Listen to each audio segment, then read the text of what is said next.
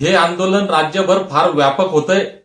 राज्यभरातील प्रत्येक जिल्ह्यातील तालुक्यातील प्रत्येक गावातील धनगर पेटून उठले आणि हे ऐतिहासिक आंदोलन होणार आहे। मुंबईच्या दिशेनं लाखोंच्या संख्येनं समाज बांधव निघाले म्हणून हे आंदोलन चिरडण्यासाठी सरकारनं हा केविलवाणा प्रयत्न केलेला आहे। म्हणून आपण याला बळी पडणार नाही, आपण घाबरणार नाही, परंतु कायद्याच्या चौकटीच्या बाहेर आपण जाणार नाही। थांबलेलो नाही, आमचा लढा थांबणार नाही। आमचं जे ठरलंय ते ठरलंय। त्या दीपक बोर्डाचा कालही नव्हता, आजही नाही। हा महाराष्ट्रातल्या 2.5-3 कोटी धनगरांचा आवाज बनलेला आहे। सरकारला सुद्धा विनंती आहे की तुम्ही या 2.5-3 कोटी धनगरांचा आवाज दाबण्याचा प्रयत्न करू नका। मल्हार मावळ्यांना माझी विनंती आहे की शांततेच्या संविधानिक मार्गाने आपण पुढे जाऊ।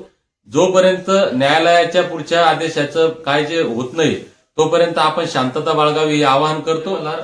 येणाऱ्या 21 जानेवारीला मुंबईच्या आझाद मैदानात होणारं आपलं आंदोलन मुंबई पोलिसांनी आपली परवानगी नाकारल्यामुळं आपण माननीय उच्च न्यायालयामध्ये या परवानगीसाठी याचिका टाकलेली आहे।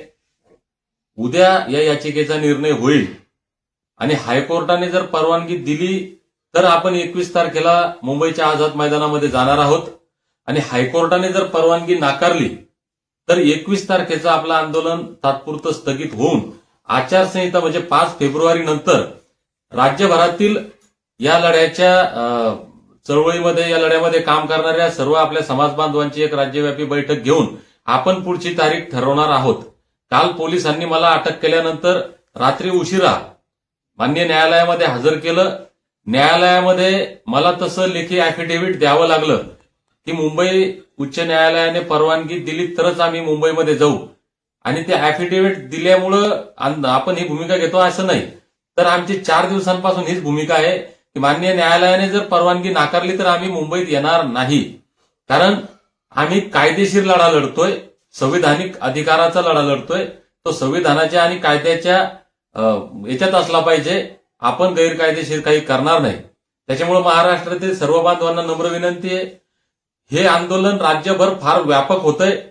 राज्यभरातील प्रत्येक जिल्ह्यातील तालुक्यातील प्रत्येक गावातील धनगर पेटून उठले आणि हे ऐतिहासिक आंदोलन होणार आहे। मुंबईच्या दिशेनं लाखोंच्या संख्येनं समाज बांधव निघाले म्हणून हे आंदोलन चिरडण्यासाठी सरकारनं हा केविलवाणा प्रयत्न केलेला आहे। म्हणून आपण याला बळी पडणार नाही, आपण घाबरणार नाही, परंतु कायद्याच्या चौकटीच्या बाहेर आपण जाणार नाही। म्हणून जोपर्यंत न्यायालयाचा निकाल येत नाही तोपर्यंत आपण आहात तिथेच थांबायचंय।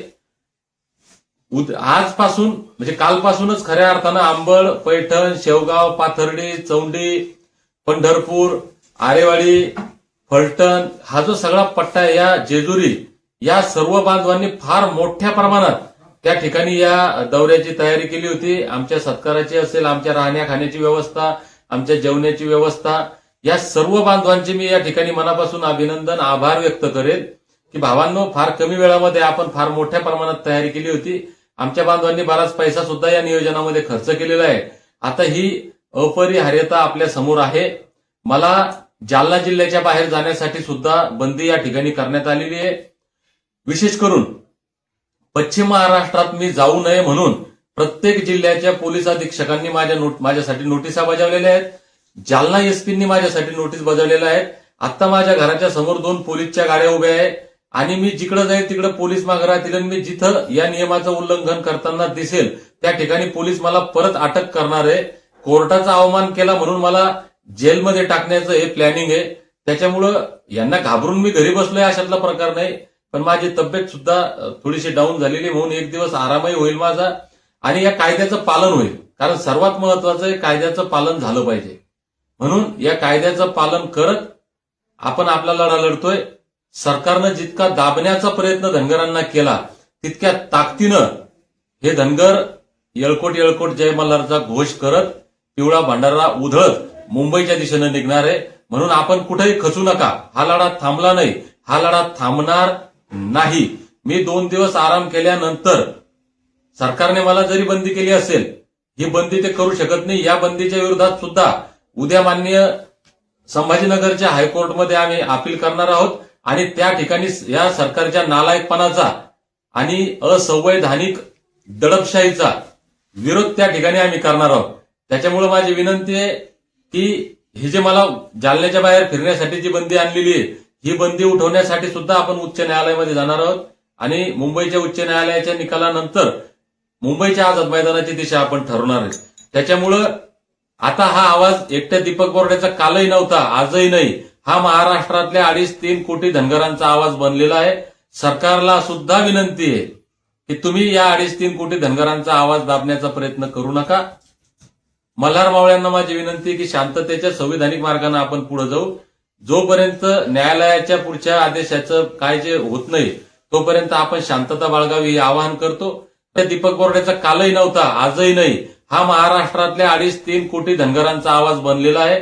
सरकारला सुद्धा विनंती आहे की तुम्ही या 2.5-3 कोटी धनगरांचा आवाज दाबण्याचा प्रयत्न करू नका.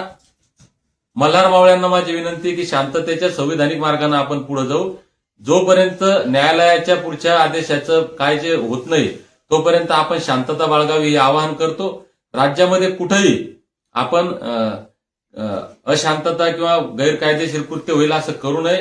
कायद्याचं पालन करावं ही विनंती करतो. आम्ही थांबलेलो नाही, आमचा लढा थांबणार नाही. आमचं जे ठरलंय ते ठरलंय. फक्त कायद्याच्या चौकटीत राहून माननीय न्यायालयाचा सन्मान राखत. त्याच्यामुळे भावांनो, कुठेही व्हायबल होऊ नका, निराश होऊ नका. ज्या ताकदीनं आतापर्यंत आपण या लढ्यामध्ये योगदान दिलं त्याच्या डबल ताकदीनं आपण लढणार आहोत आणि जिंकणार आहोत. धन्यवाद. जय मल्हार.